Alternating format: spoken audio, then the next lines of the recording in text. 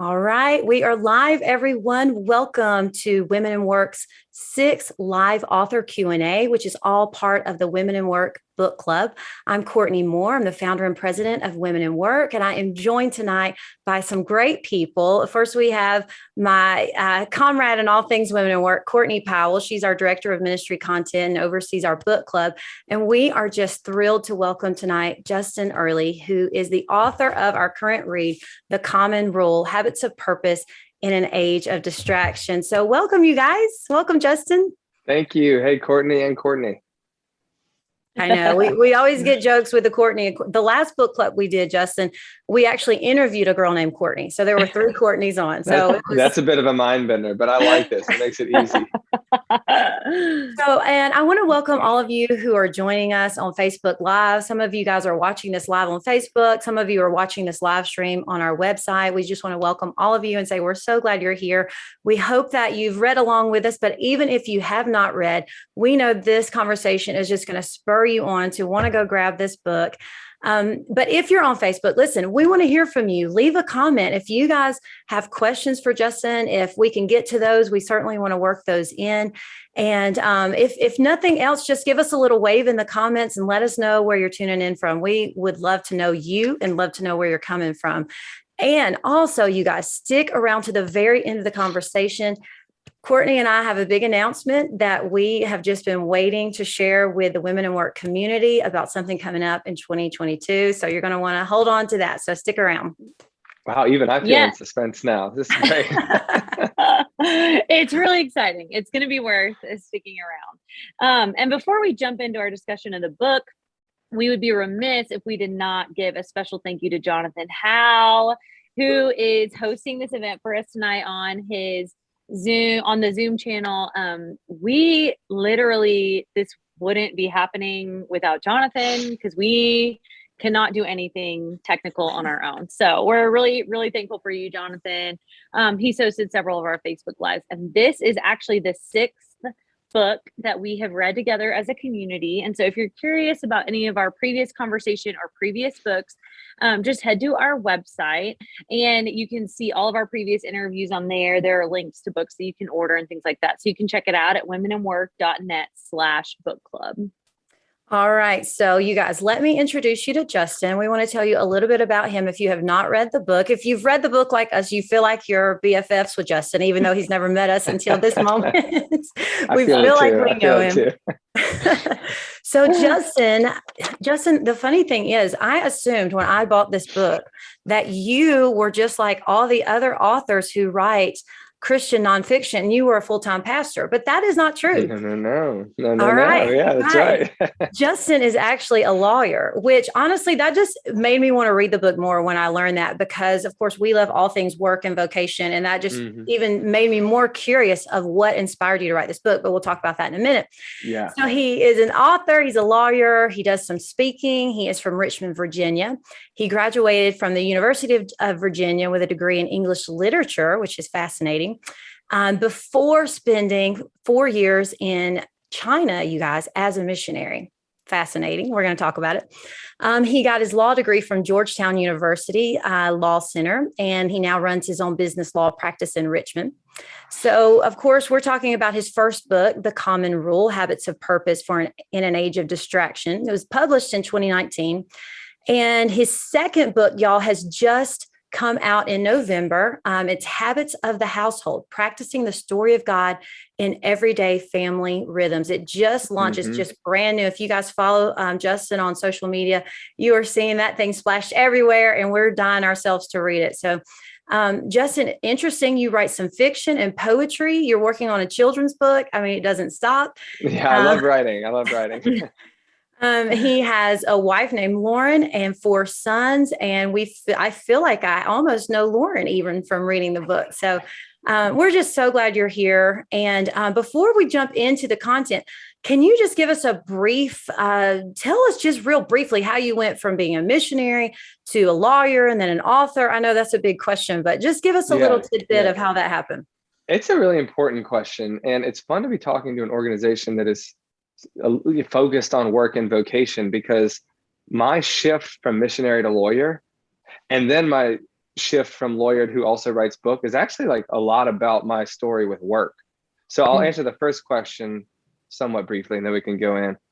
So I was a missionary in China for almost 5 years until I actually felt the Lord calling me to move from being a missionary in China to working missionally within the vocation of law and business. And I usually gloss over that part, but I figure for an organization that's specific to work, that was an important moment in my life, because it was the moment where I realized that the Lord's work does not stop at the realm of missions and ministry, as we tend to use those terms, but that the Lord actually has all of this creation that he sees as his mission field, and that we ought to reflect that. And I could do like a whole talk and Q&A on that realization and why it led me to law and business, but it really was a calling sense that I felt like, oh, I can serve the Lord here. This is actually how I feel built to serve him. This is how I feel made to serve him. And I realized that there's redemptive work to be done here in law and business. So that led me back to the States to do law school and start a career in business law. And I've been doing that for the losing count now 7-8 years since law school here in Richmond, Virginia. And with my 4 boys and my wife, who you may hear because they're still working on bedtime over there out that door. We get it. That's really great. And obviously, that's so much of what we're about, is just people utilizing their vocation to honor God. That's what work is for. And I love that you actually talk about that briefly in the book too, which we really appreciated that. We're going to get to that chapter, but kind of before we get into the content, I think it's important that, can you tell us a couple things?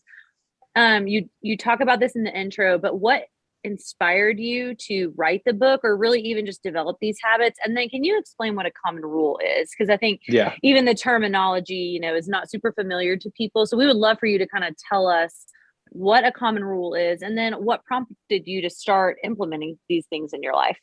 Yeah. So inspire would be a generous way of putting it, because I sort of came to this book and this idea through a crisis that kind of began again in a crisis of work. So if you've read the book, you know this story. I go to book clubs. I love book clubs where I haven't read the book. I do it all the time. So for those of you out there who listen that haven't read, don't feel bad. I'm just going to retell it real quick. As I shifted from being a missionary to being a lawyer, I really ran at law school with all the fervor of a man on a call, because I really did feel called to this new vocation. That meant, I think, that I went, 101 miles per hour at it, because I did think, and I still believe, that Christians should work excellently in their vocation.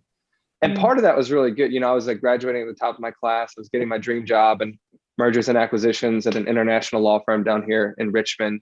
I did really well. I worked really hard. And I still affirm that part of my life. What I did not think about then was how that running at law like it's a calling meant that I also assimilated to all the habits and practices that were typical of law school students, still are typical of law school students, and are typical of young aspiring lawyers. And those were, they're not really surprising things, but they were things like being on my phone all the time, constantly saying yes to more engagements, constantly saying yes to the next thing that would add to my resume, never saying no, because, being busy meant being important. Always, first thing in the morning, last thing of the night, anytime, even when I started to have kids, because I had my first 2 sons in law school, sort of being tethered to my phone and the working calendar. These were all the habits that I did not realize were not neutral. And so it wasn't until I had a major anxiety meltdown my first year of lawyering. I didn't even know that's what it was at first. When this struck me in the middle of what I thought was a happy-go-lucky, spontaneous father of 2 boys, happy marriage, everything. And I just started experiencing tremendous anxiety out of the blue, insomnia, so bad that I was either taking pills or having a couple of drinks just to fall asleep in the evening. And in retrospect, as this unfolded, I started to have to deal with the question of how did the missionary get converted to the nervous medicating lawyer in such a short amount of time? I came to change the vocation changed me. And I realized that this took a long time to figure out, but just to put a point on the story, because I don't want to insinuate that this stuff is easy. It took me years, right? But in retrospect, as I look at my story and I look at how I got better, I realized that I had been converted by my anxious and busy routines, i.e., my habits had converted me. My head always believed the same thing, or so I thought. But when your head goes this way and your habits go that way, your heart starts to follow the habits. And I think that's why a lot of us actually can preach a gospel of peace while dealing with ourselves as a nervous, anxious wreck, because our habits and our hearts are going this direction of anxiety. So that was the tip off for me, where I started to really take the spiritual life of habit seriously. And Justin, I feel like when you kind of kick off the book with that story. And I think for the reader, when I read that, it just drew me into the book, because you pick up a book and you think, this person is the expert on this topic, right? You just assume expert level. Right. And so it was so refreshing, because, we all know our own faults. We all know the bad habits we're in and where we need to climb out of. But so I just think even the way you open the book with just that humility of like, listen, I'm at this because I really needed it. It just helped me even just receive the message of the book. So I really appreciate it. Really, all throughout the book, you share quite a bit of just thank you. The struggles you overcame. So it was really good. And by the way, I still need it. As we keep talking about, you realize I talk about this stuff not because I'm so good at it or that I'm an expert in it, but rather because it is now the way that I have learned to love Jesus and work really well at the same time. And that might be in parenting, that might be in lawyering, that might be in anything. But to me now, this is the thing that I need to live healthily. Mm-hmm. Yeah, I think that the thing that really struck me when I was reading, and you just touched on it just then too, is that habits are not neutral, that habits are forming us. Mm-hmm. And so much of our, Christian discipleship is formation, and our habits are part of that. And I really had never connected the two until you said that. So it just makes a lot of sense. Yeah, I think it's really, the spiritual waters that I grew up in, thankfully emphasized a lot of education, but I've realized that I didn't really understand, and I wish they'd emphasized more formation, because like I said, with the head and the heart, filling your head with knowledge is amazing. It's just not the full picture of the Christian life. And what I say a lot now is that you can't think yourself out of a problem you didn't think yourself into. You need to practice yourself out of it. And a lot of our anxiousness, a lot of our depression, a lot of our stress at work is not because we're sitting there at our desk thinking, my worth in the world depends on this project. Like if we said that, we'd be like, that's probably not true, right? But we act like it. We practice our way into that feeling, and we need to practice our way out through the ways we look at our phone, the ways we set up our schedules, the ways that we incorporate scripture and prayer into our days. So, and that's all formation. That's just the idea that the things we do in the world, the things we do at work, do things back to us. And we need to be attentive to how those things are shaping us, because work works back on you. You don't just work on it, it works back on you. Sure. Yeah, that is really, and that's really, really helpful, because I think a lot of us, myself included, walk around thinking that that's not the case, that I don't see my work in that way, even in my mothering and my working outside of the home, all of those things, I don't see it that way. So that's really, really helpful. I felt like that was a really profound part of the book for me. Before we kind of jump into specific content, I did, in case there are people who have not read it, I wanted to talk about the map of the book. So you have daily habits that you recommend, and then weekly habits. Yeah. And so just real quick, the daily habits are kneeling in prayer, 1 meal with others, 1 hour with your phone off, and scripture before phone, which those are very convicting, very good. And then the weekly habits are 1 hour of conversation with a friend, curate media to 4 hours, fast from something for 24 hours, and Sabbath. And so we don't have time to touch on all of those, but we've picked a couple that we're going to try to just touch on together. Yeah. You know what, Courtney, as you went over those, I realized I didn't answer the part of your question about why it's called the common rule, which may be helpful for people to understand why these nested 4 daily habits and 4 weekly habits are happening. The short version is, as I started to work on my habits to try to become a more healthy person and a more healthy disciple of Jesus, there was a point where I actually showed all the things that I was doing on a daily and weekly basis to my pastor, because he was interested. I was talking to him about my struggle with anxiety and panic. And he was like, oh, I see that you created a rule of life for yourself. And I was like, as many people on this live feed might be like, well, what did he just say? What's a rule of life?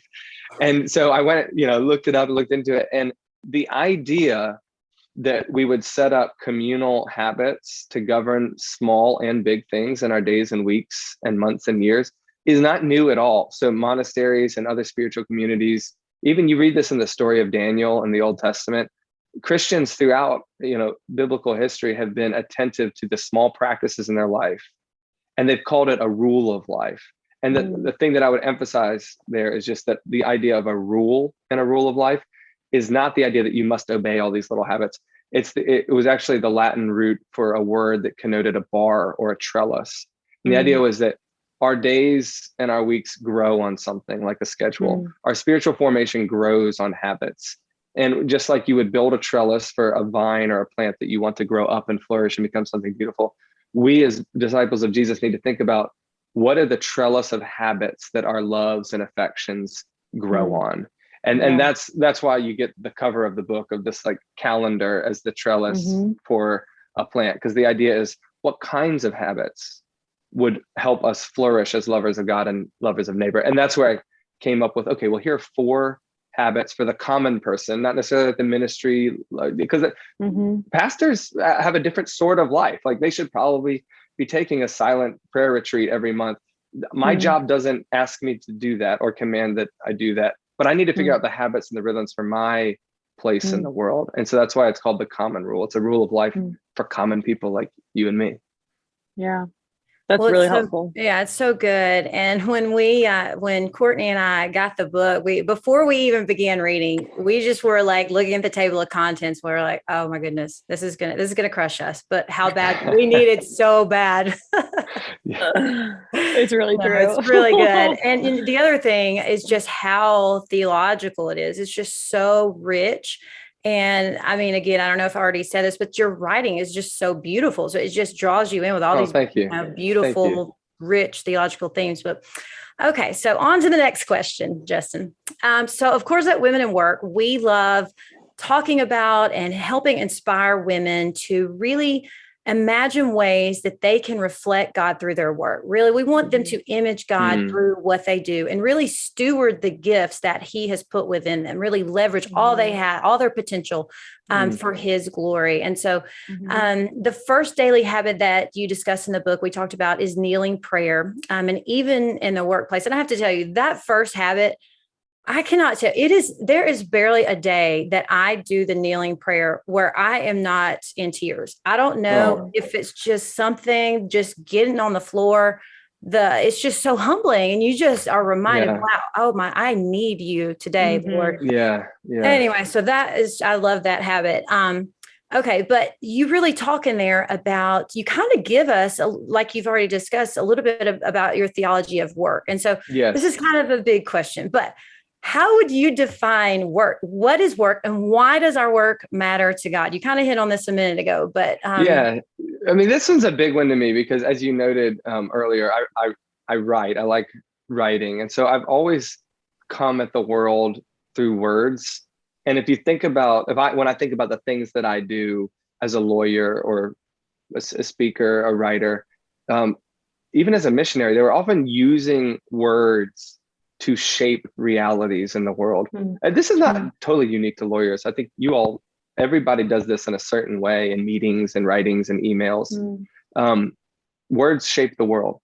So I was so encouraged one day, this was years ago in my spirituality, to have the epiphany that that's how the world came into being. God literally speaks the world into being. He shapes the world through His words. And I started to realize, like, oh my gosh, that's no wonder I feel like I do in work and in relationships, that words matter. When they're said to me, things change. When I say them, things change. Not always in the ways you expect and not always in the ways you like, but words matter. And when I was thinking about why it was so true that kneeling prayers placed at small times throughout the day affected my life so much, I started to realize that it was the same reason I love work and the same reason I love Genesis. And that is that speaking words matter. And like you just said, Courtney, you're kind of surprised that these small moments of prayer matter as much as they do. Yeah. I was too. I'm not anymore, because now I feel like I've just finally come to believe what the Bible tells us, and that is that prayer really matters. Like, it actually changes you, Yeah. speaking these words into the world and listening for the words of God back, and speaking the words that he gave you to speak. Like, instead of waking up in the morning and speaking the words that are in my head of like, oh, there's so much to do today. I woke up on time and I'm already late somehow in my head. Instead of repeating those narratives to myself, or if you have kids that, you hear your kid crying, you're like, oh, the morning frustration, but rather beginning the day as I just can't help now by habit. I just drop to one knee and speak some of the words that he gave me in the scriptures, like, thank you for this day. Your mercies are new this morning, or Lord, send me out into this day as you sent your son into the world. Just things that echo the truths of the Bible. And I do this at midday. I do this in the evening. These are the ways that they start to frame your day differently. And just finishing this thought on the idea that habits aren't neutral. Everyone has habits. And right now you're framing your day in something. It might be these anxious groans of morning and midday stress and evening exhaustion, or more likely it's the smartphone and how you use it in the morning, how you're distracted by it at midday, how you can't get off in the evening. These things frame our day. And so a lot of what we're thinking about in this rule of life stuff is just thinking, what are wiser sort of gospel habits that we could insert in those points that would frame our day in towards the love of God and neighbor, instead of towards the anxiety, self-loathing, and nervousness that we do deal with all day. Excellent. Yes, that's so good. And so are there ways that you would say that some of these habits, and I mean, I'm just thinking of the kneeling prayer, but you can answer this however you're thinking. Are there some ways these daily habits can actually help redeem our work, just reorient our mind? Yeah. Let's talk about that. Okay. I love that, because I speak at law firms and lawyer events frequently now about these themes. And many people who ask me, this obviously isn't a Christian law firm, but some of the stuff that you talk about is, and I'm just like, stop there. I get it. Like, this stuff matters for how you work. And I'm totally comfortable coming into your law firm and being like, hey, do you want to be a full human being who is productive at work? Like, do you want to work with a soul involved in your work, the soulfully at work? There are certain things that you ought to be doing. We are not machines. That's right. Like, we know this, right? Because we know God created us in his image. But I think anybody with some common sense at your offices, and you can relate to them on this, they know that a human being, or at least feel in their soul, that a human being should not be a machine. That we're not just meant to constantly churn, and all we need to do is sort of like plug in the wall to sleep. No, we're different. We're really different than that. We need relationship. We need presence with each other. We need food as nourishment to our souls and nourishment to community as much as we need it for fuel. And all of the kinds of things that I try to poke at in the book, like consider scripture before phone, consider an hour with your phone off, consider eating communal meals, consider limiting your media intake. All of those things have made me such a better lawyer and worker, I think. And like, of course, more productive. That's obvious. But more than that is just maybe more present, like just more present to the world through my work, which is, of course, what the whole purpose of work is. We're out there not to make a name for ourselves, but to love our neighbors through the service of our vocation. That doesn't change just because we get paid for it. We're still out there to love neighbor. And you got to be present for that. You have to be like, your whole self needs to be there. And when we're constantly half there because of an email, or half there because of a text alert, or half there, not only are you not the best worker you could be for your manager, your boss, or your bottom line, you're just not a full image of God bearer. And that's what you're called to be at your office. So I really see this stuff as helping us to work as full human beings. Oh man, that's really good. I have an idea. Really, can you just pause on that theme for 1 second, because it's worth pausing on, and because my computer battery is on 5%, and I realize my charger is just down outside of that door. So I'm going to run and grab it. I'm so sorry, but I'll be back in less than 60 seconds with a full power bar. Is that okay? No. Yes. Yeah. We need you to have that power core, Justin. I'll be right back. Your computer is not allowed to die right now. No, that's really helpful. I think, like, I never had thought about it like that, but how you're not, present. You're not fully present if you're just constantly distracted. That's really helpful. It's really good. I feel like that in all the areas of my life, I feel that can get so overwhelming or can be so disjointed that I feel like I'm only halfway giving myself to all these things, when really if I eliminated some of the noise, I think I would be a Right. lot more present. Well, and the other thing, Courtney, I mean, talking about imaging God, I mean, God is present. There is never a moment when we can go to the Lord and He is not with us, and He's never distracted, right? Right. And so I just think that being present, I mean, it's so hard though. I mean, it's such a hard thing to do because, I mean, our phones are kind of killing us in this way. But I just, not only is it going to help our relationships flourish, but it's also going to help us just be more like the Lord, you know? Yeah, it's really true. And it's hard when you feel like the work that you're doing is really good work. Like, oh, I'm doing ministry, or oh, we're doing stuff for women in work or whatever. And so it's hard because they're good things, but this is a common phrase, but when a good thing becomes a God thing, that's when it's disordered, right? And so it's like when my work, even if what I'm actually doing is good, when it becomes an idol, it's no longer good. It's no longer honoring the Lord. Yeah.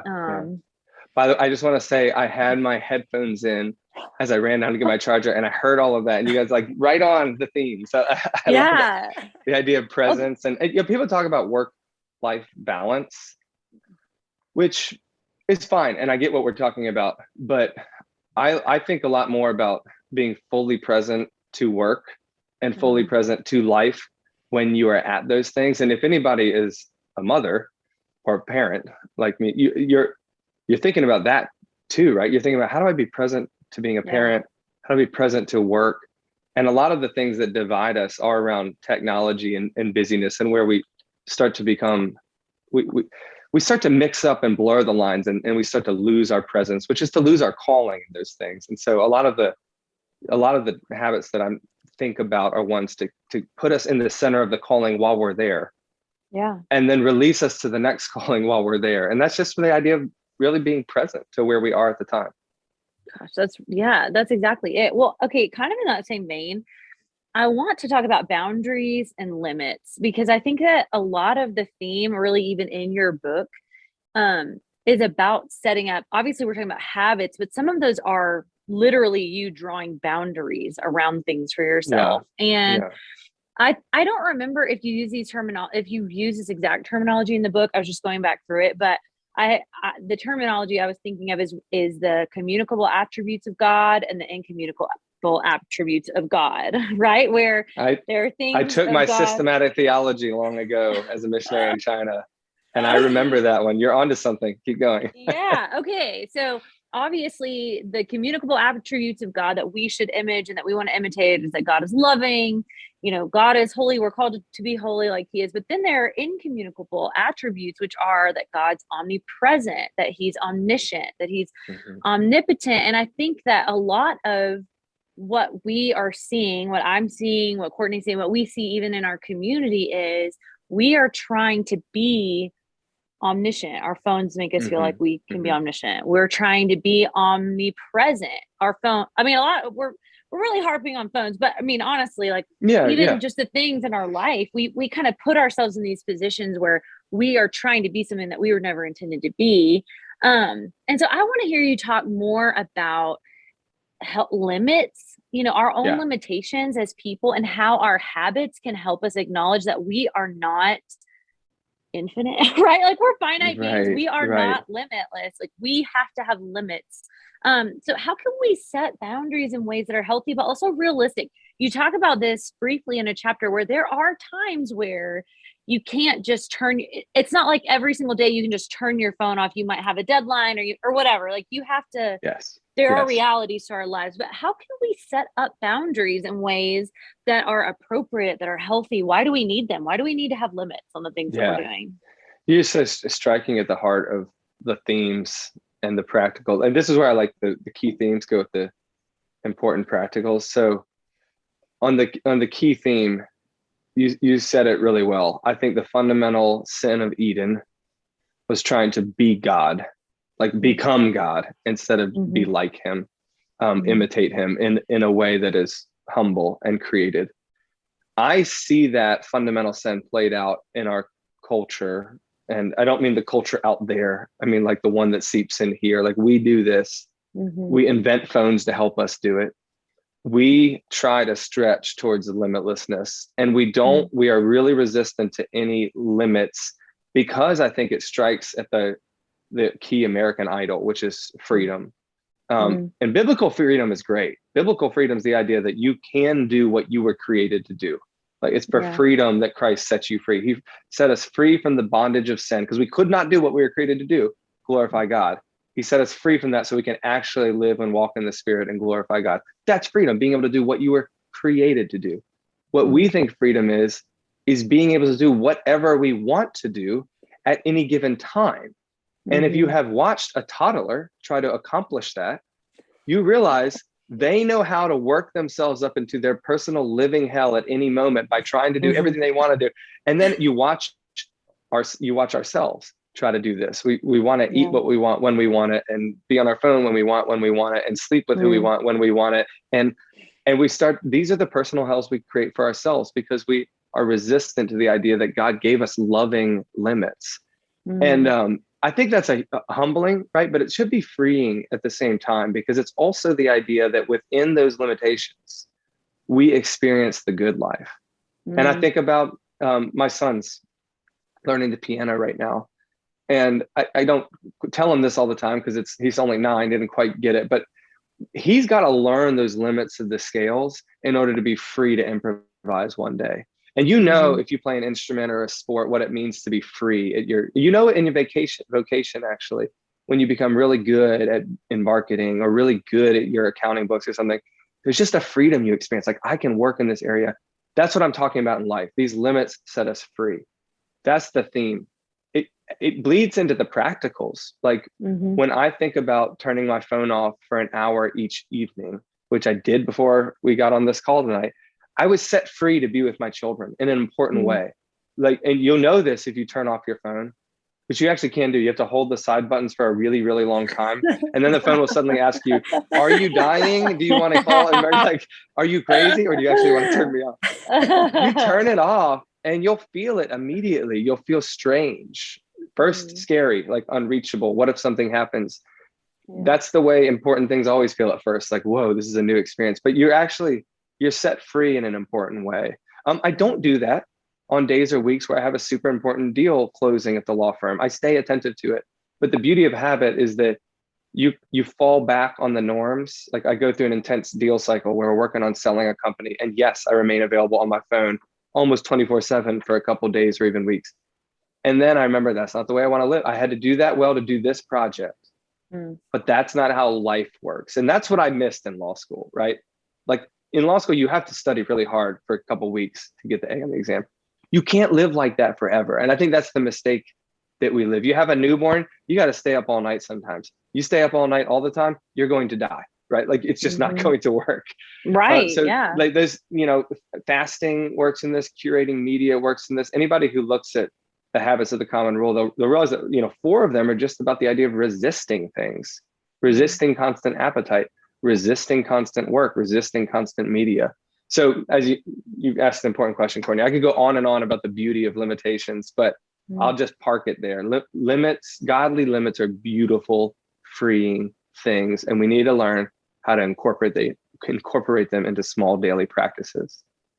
I love that. And Justin, I so appreciated when you talked about those feelings of anxiety when you actually turned that phone off.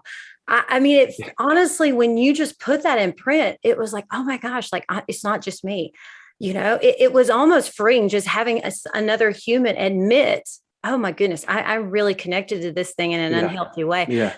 But now when I turn my phone off for that time, it is just like the best hour. It's so, it's so nice. Not be so connected. So we love that. We want to talk about another aspect in another habit, And so we're going to move on to the weekly habit of practicing the Sabbath. This was just probably one of my favorite Yeah. chapters in the book.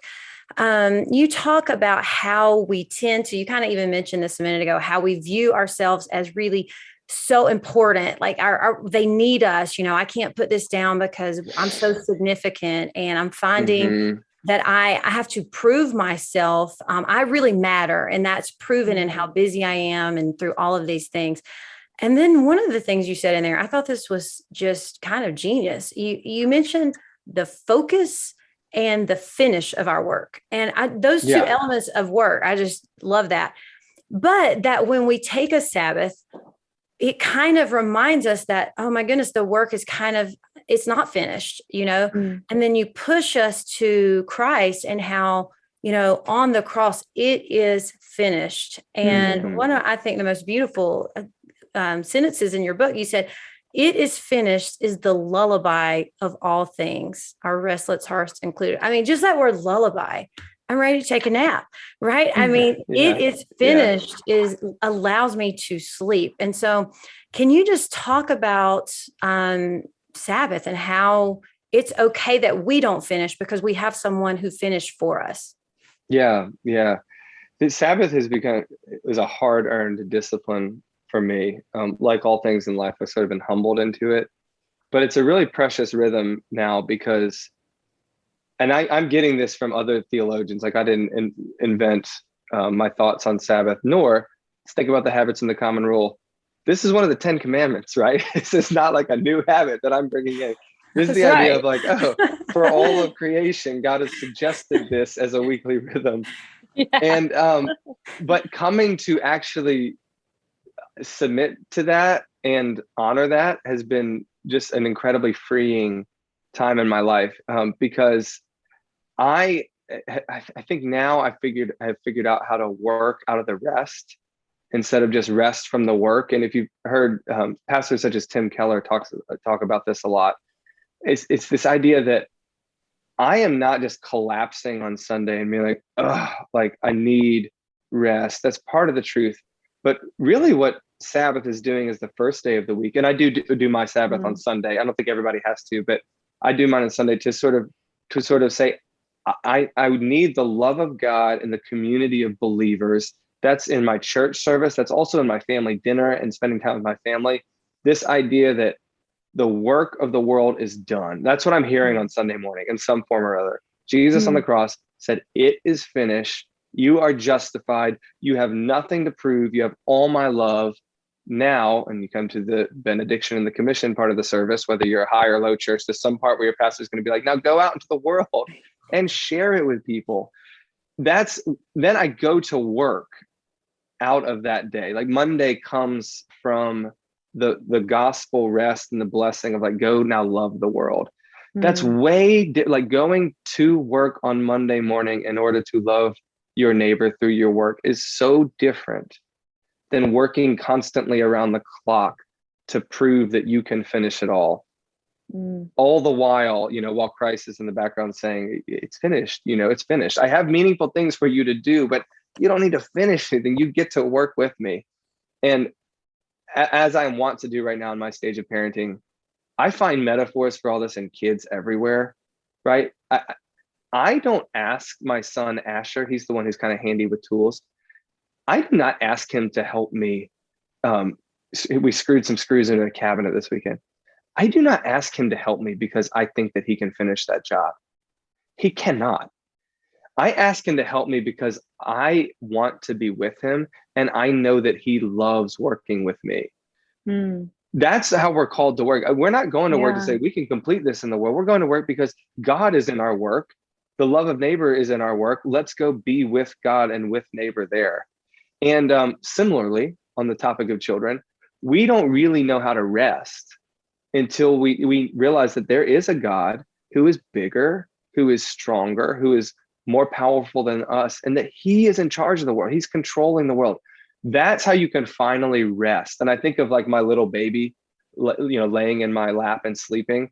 They were scared in the crib. They were alone. They had no idea what was happening in the world. You come and you pick them up and they feel in their bones, there's somebody who's bigger than me.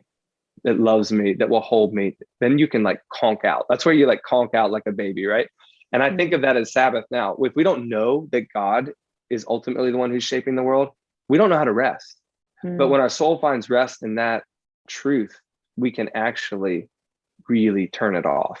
And Sabbath, in light of all that, Sabbath's just the idea of practicing that theology every week.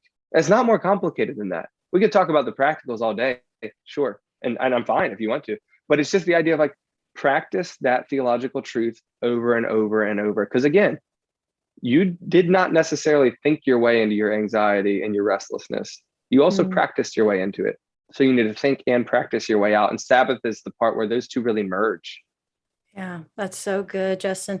And so if there are, a woman or even men who are listening into this tonight and they're thinking, oh, this sounds so good, all these habits that I need to be implementing, they might be overwhelmed and think, I can't do it. So where would you say, as you think through the what you've written and are practicing in your life, where do you think someone should start? How should they just begin? And then also, we are really curious to know what habit has been the most influential in your life. Which one do you really get into?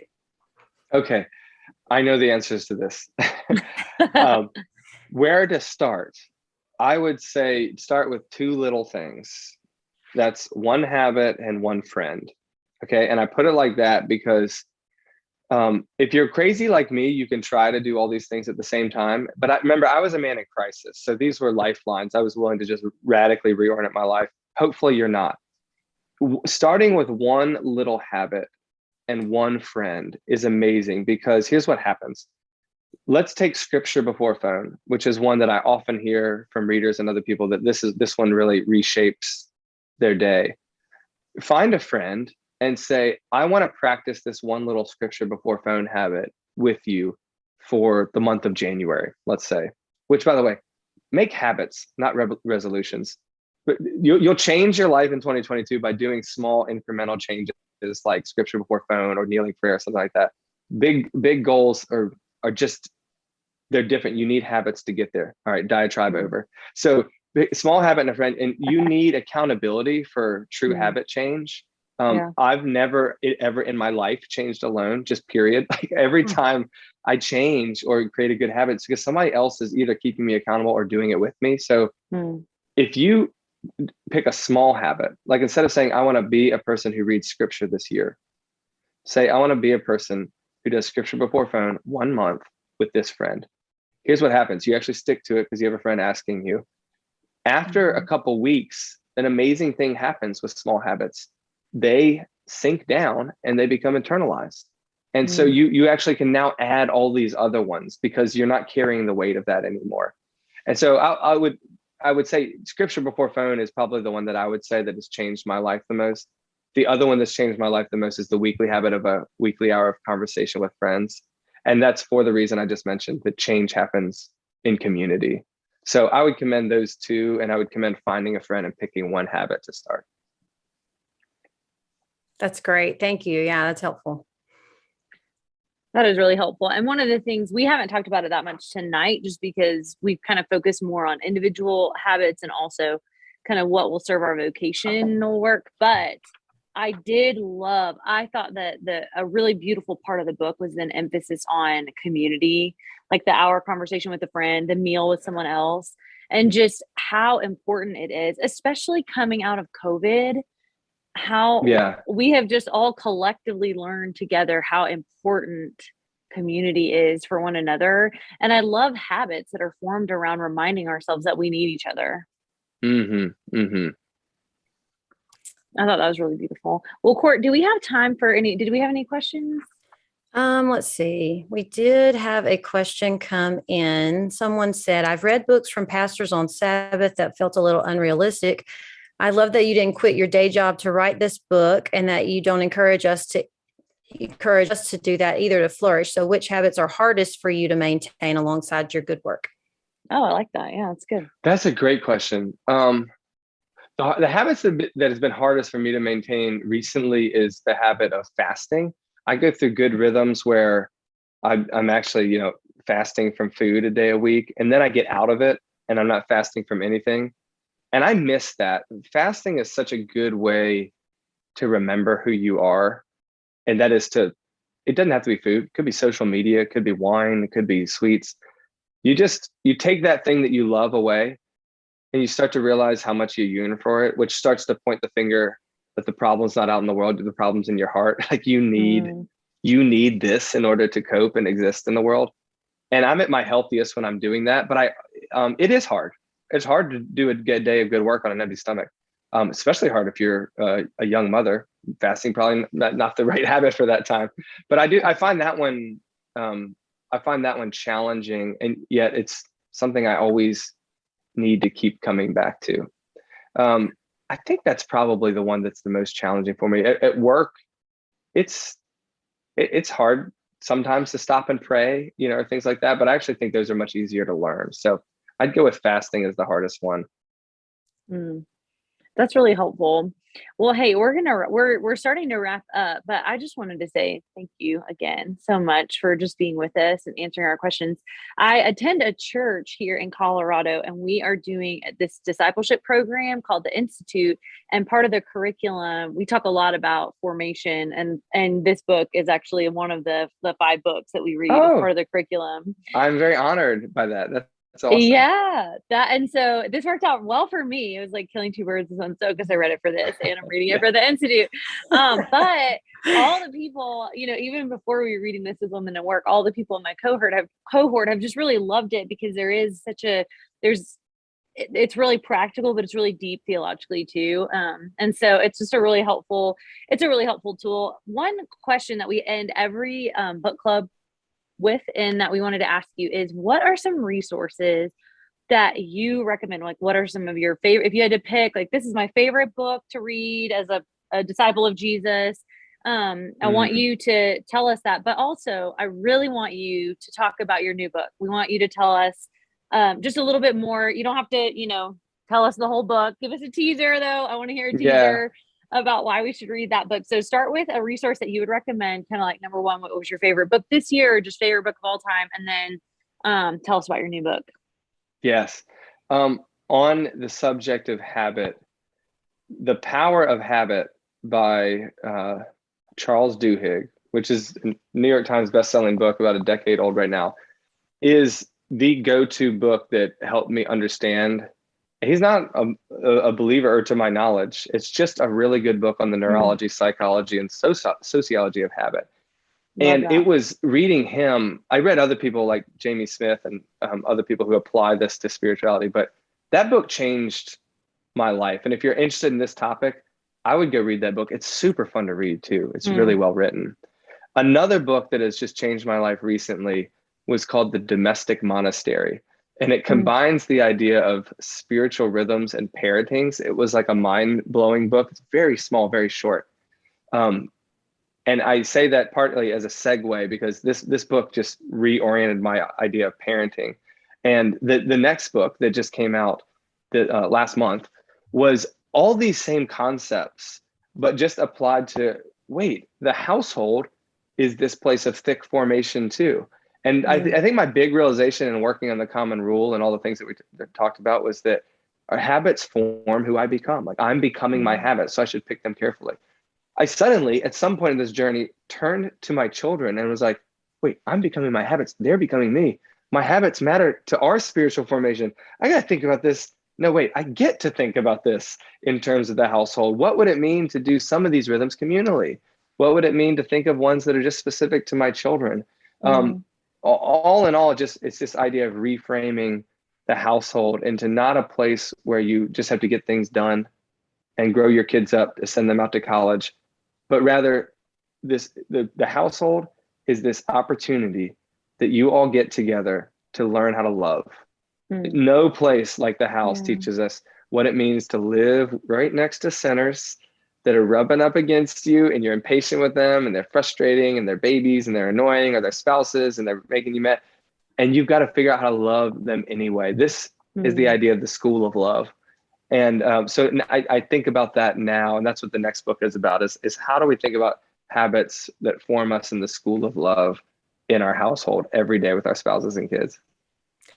That's so beautiful. I'm adding it to the list. I'm adding it to the It was, list. I got it here beside me. It was a fun one. It was a fun one to write. Oh, good. It's all about practical times of the day, like waking, bedtime, mealtime, screen time, moments of discipline, conversation. It's just looking at ordinary moments and asking what sort of extraordinary things are happening spiritually in these ordinary moments, and how could we think about the ways we do them every day better. That's so good. And again, the title is Habits of the Household, Practicing the Story of God in Everyday Family Rhythms. And if you're following along with us on Facebook right now, we've dropped the link in the comments there. So you can just click right there and head on to Amazon and purchase it. So Justin, this has just flown by. I mean, we could just talk about this for another hour. I don't know if other people would stick around, but we've really enjoyed it. And so we are just, again, we're grateful that you wrote this book, grateful that you came on. And I know that our community will be really encouraged by just listening to this conversation. And so before we leave, though, we kind of teased an announcement to you all. And so I'm actually going to pass that over to CP, as we affectionately call her, to let the cat out of the bag. Courtney, what's going on? Okay, yeah, we're really excited about this. It's been in the works for a little while, and we were officially approved a couple of months ago to submit devotional plans to the YouVersion Bible app on, I guess it's on any kind of phone, any Android and iPhone, whatever it may be. So we're really excited about that. The Bible app has tons of great devotionals on there. And so we are working through some plans right now, and we think you're going to really love them. So stay tuned in 2022, like after January, that's kind of when those are going to start being published, and just keep an eye on our social medias and stuff like that, because that is going to be on there. But basically our goal in that is to take a lot of the concepts of what we believe is a healthy theology of work and put them into just kind of palatable tidbits for you to meditate on throughout the day. And so the one we've been working on right now, to give you a little teaser, kind of walks through the gospel of creation, fall, redemption, restoration, and how each of those movements in the gospel affected our work, and they affect our work. And so we're really be reading excited. That sounds awesome. Yeah, not just for women, and men can read these too. So we are really excited about that. And then one other thing that I don't have on my sheet, but I did want to make sure that everybody knew about, is we did launch a giving platform, which we're really excited about. That's been in the making for a really long time. But if you want to support the work that we're doing in the ministry of Women in Work, you can go to our website, womenwork.net, and there is a giving page. You can give on there. You can do a one-time gift, or you can do recurring $1, $5, $10,000, whatever you want to give. We will take it. We're really excited, and we just want to continue to see the reach of this ministry grow and expand. And we need giving to be able to do that. And so we're really excited about that as well. And just one little caveat with that: when we ask for donations, we are required to say that Women in Work is a registered nonprofit organization with our 501c3 status pending. So we are praying to get that status. We're praying for that approval, but we did want to let you know we are in the process of that. And one other thing, if you guys have not been to womenwork.net, get over there. We have a whole new rebrand. We have a Maddie Webbin, guys. You need to know her. She's our new director of marketing and communication. She has created a beautiful rebrand for us. We are so proud of her and the hard work she's done for us. And so it's a lot of great things the Lord's doing with Women in Work. And so, guys, that's it. Justin, we're so glad you came on. We love your book. We can't wait to read the next, and hope that everybody listening has enjoyed this and been benefited by it tonight. You're so welcome. Thanks for having me, all of you. It's been a pleasure and an honor to be with you guys. All right. Well, thanks, guys. See you next time.